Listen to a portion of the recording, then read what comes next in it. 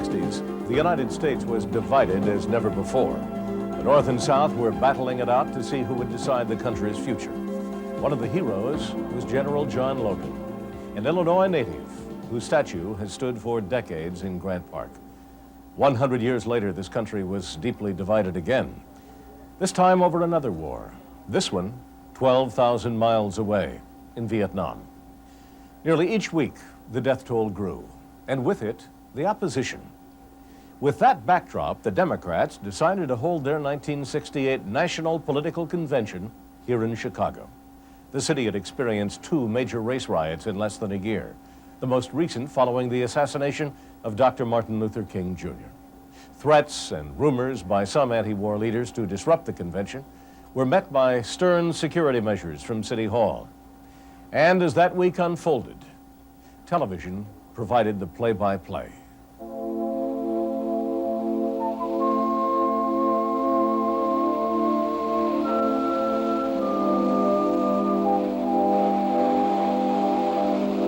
They're here to make trouble in Chicago. We're not talking to them. We're talking to the people that are candidates. And of course, we're talking to the yippies and hippies and flippies and everything else.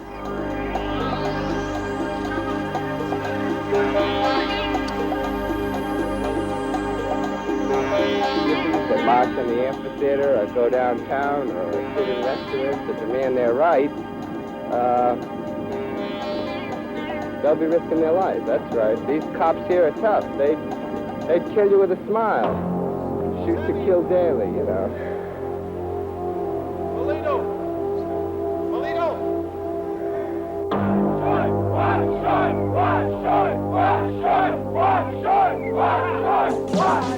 It was a kind of rehearsal for the week that is to come. Already police are guarding all the amphitheater and parking lot entrances. That new barbed wire and cyclone fence now enclosing the parking lot has its quota of police guards as well.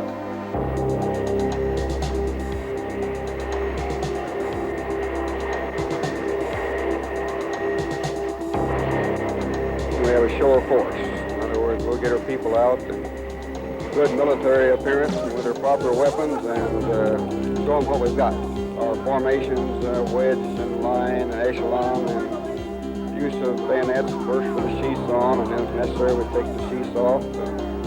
Beyond that, we get into our chemical agents, which is mace and that type of thing. Democrats, Washington, D.C. Democrats, 999. Washington, D.C. We're looking for that mail. Democrats, Washington, D.C. The 35th Quadrennial Convention of the Democratic Party of the United States is now called in session. It is an important sign of faith to the American people for this national political convention to be held here, not in some resource center, but in the very heart of Chicago, in one of the greatest neighborhoods of Chicago, my neighborhood. Then the police moved, with a truck carrying huge spotlights leading the way across the darkened park, firing tear gas from another truck and from gas guns up the slope toward the outer limit of the park, and the yippies fled before them as they had the two previous nights, unable to stand before the heavy barrage of gas.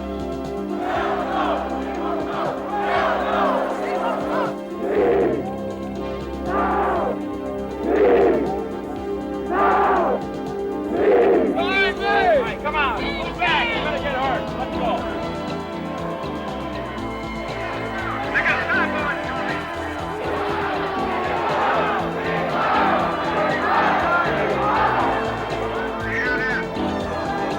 Use your rifle first. Use your rifle first. Rifles flashing up and down, just like bugs. Up and down. Tear gas is going. You're getting to taste the tear gas now. At least some of it is whacking over this rifle. So far as you know, the police did not respond with undue violence down there. They never do. Our police department is the greatest police department in the United States, and the men in there are all family men and decent men, and they don't respond with any undue violence.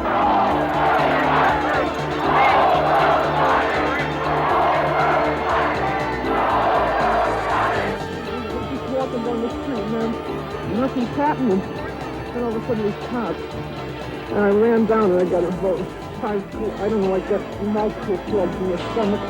My shoulder blade, I missed my head. I'm lucky.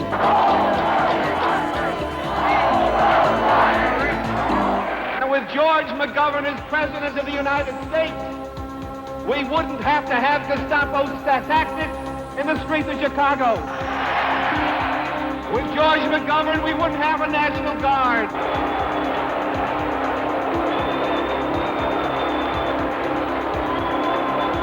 The police department, Mayor Daley, let's all be related to Job. They've shown that much patience. A minority of a minority who would substitute anarchism for ambition. They'd like to substitute beards for brains, license for liberty.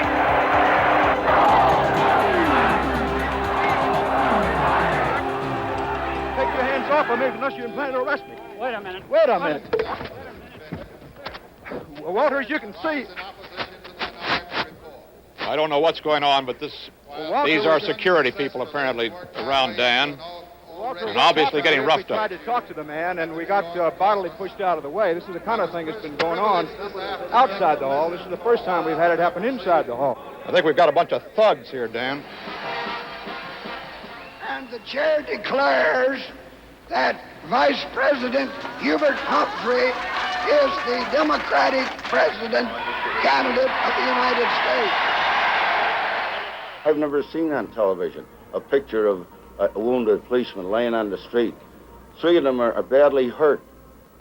Is this the kind of a coverage of the news we should get from any medium? I don't think we should. Maybe the police take care of their own and get them out of the way when they're wounded. The others are left to lay there. Like everyone else. There was a charge against the police line, and people were hit and people were arrested. And the law of the city of Chicago was upheld. Beatniks and politics, nothing is new. A yardstick for lunatics, one point of view.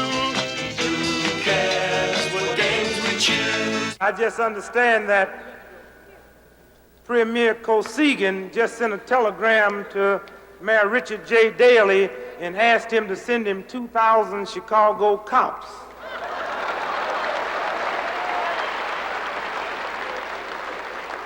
As he said, after last night, it would be no doubt that he would be able to take over Czechoslovakia in about 15 minutes.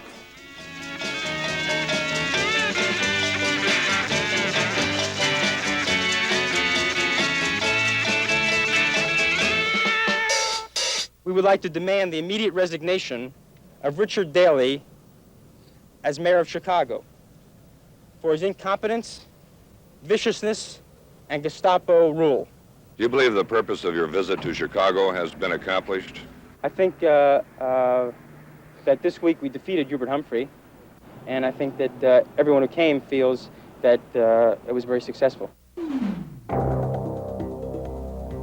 Had stopped the bombing of North Vietnam. It's the title of peacemaker. Diane, please, for me, We must be in heaven, man.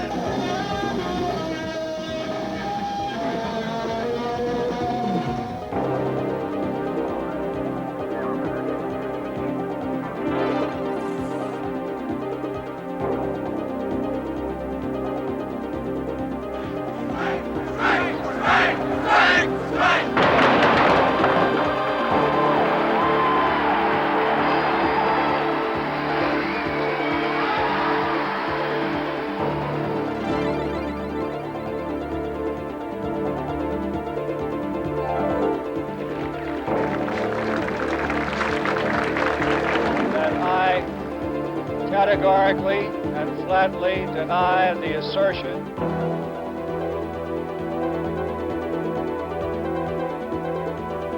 I shall resign the presidency effective at noon tomorrow.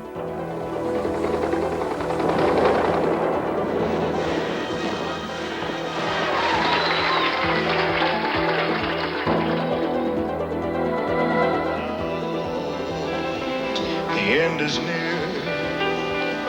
So I face the final curtain.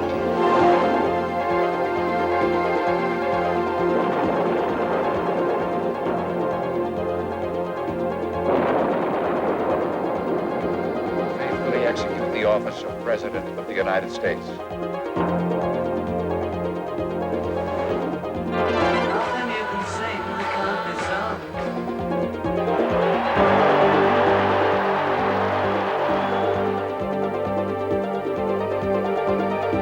Our politics is strong and vigorous.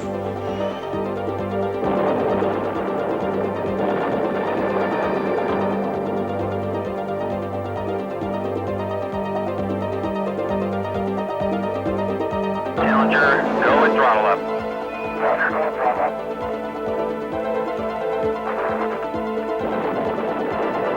We've heard enough of all of this thing for, what is it, about 10 weeks now? Plain and simple, the Congress is to blame because of the fickle, vacillating, unpredictable.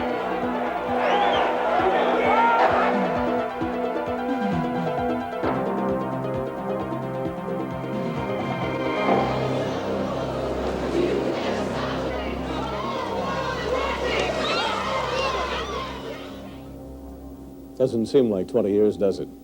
In 2 decades, this nation has gone from President Lyndon Johnson, who said no to another run for the White House because of a divisive war, to President Ronald Reagan, who must say no because the Constitution says he can't run again. Chicago has gone from Mayor Richard Daley, who ruled this city for more than 20 years, to an acting mayor of just a few months, Eugene Sawyer, who's still learning the ropes. It's been some 20 years since that tumultuous week on the streets of Chicago, but the events still seem fresh, as well as the questions. What really happened back then? Was it a police riot, as it's been called? Who provoked whom? What mistakes were made? Whatever happened to the people who were on the streets 20 years ago? In a moment, we'll meet some of them.